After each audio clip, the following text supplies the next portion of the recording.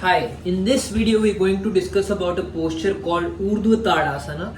This is a variation of Tadasana that we initially did. To do this you have to come on your toes and lift your heels up while standing in Tadasana, while also extending your hands upwards like we did in Tiryak Tadasana. I will now do it and show you how it's done. You can follow along or do it at your own pace.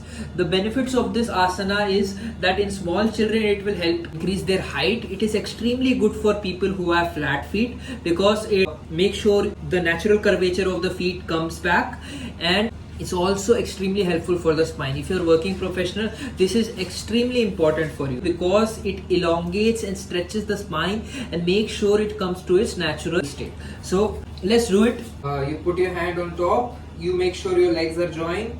You come to your toes while inhaling and extend your hand upwards. Make sure your hands are interlocked and extend it upwards.